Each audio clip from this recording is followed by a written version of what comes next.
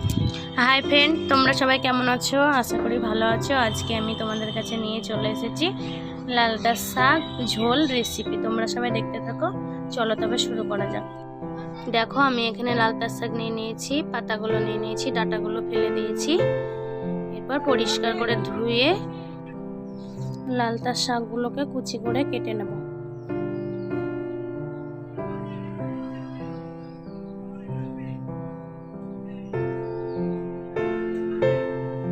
দেখো, কুচি করে কেটে নিয়েছি, তোমরাও এরকম ভাবে কেটে নেবে। উনুন জ্বালিয়ে কড়াই বসিয়ে দেব। দেখো, উনুন জ্বালিয়ে নিয়েছি, কড়াই বসিয়ে দিয়েছি। কড়াইয়ের মধ্যে জল দিয়ে দেব।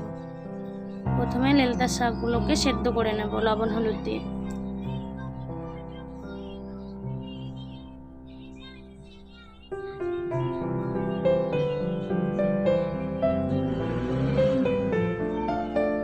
লবণ দেব পরিমাণ মতো হলুদ দেব, জলটাকে ফুটিয়ে নেব। দেখো, জলটা ফুটে এসছে।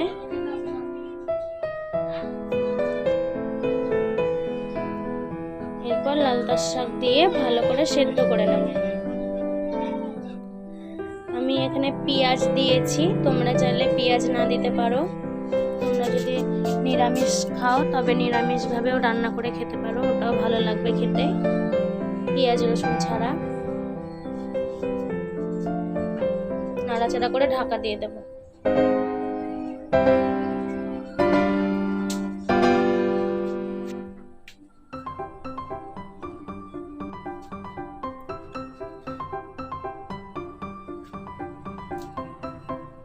ঢাকা তুলে দেখে নেব সেদ্ধ হয়েছে কিনা।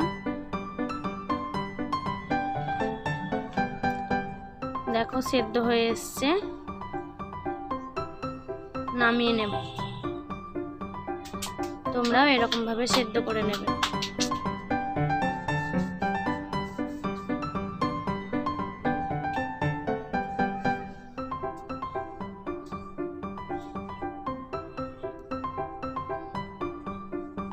দেখো, নামিয়ে নিচ্ছি।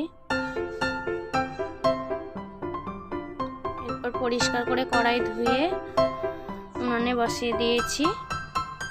সরষের তেল দিয়ে দেব। কাঁচা পাকা লঙ্কা দেব, কালো জিরা পরিমাণ মতো, কিছুটা থেতো করা রসুন, একটা তেজপাতা দিয়ে ভালো করে নাড়াচাড়া করে ব্রাউন কালারের মতো ভেজে নেব।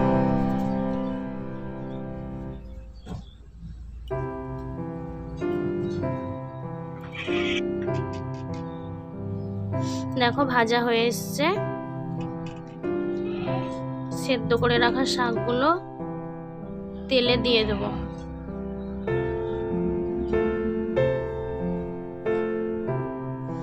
দিয়ে ফুটিয়ে নামিয়ে নেব নাড়াচাড়া করে। তোমরা এরকম ভাবে তৈরি করে খাবে, আশা করি খুব ভালো লাগবে। তোমরা যদি ভাবো নিরামিষ খাবো, তাহলে নিরামিষ ভাবে রসুন পেঁয়াজ ছাড়া এরকম ভাবে তৈরি করে খাবে। আমরা গ্রাম্য পদ্ধতিতে এরকম ভাবে তৈরি করে খাই, তোমরাও এরকম ভাবে খাবে। লালটা শাকের ঝোল রেসিপি আশা করি খুব ভালো লাগবে। ভালো লাগলে অবশ্যই আমার চ্যানেলটিকে সাবস্ক্রাইব করে লাইক শেয়ার কমেন্ট করে আমার পাশে থাকবে আরো নতুন নতুন ভিডিও পাওয়ার জন্য। লালটা শাক ভাত দিয়ে রুটি দিয়ে খুবই ভালো লাগে, গরম গরম ভাতের সঙ্গে। তোমরা এরকম ভাবে সবাই খাবে।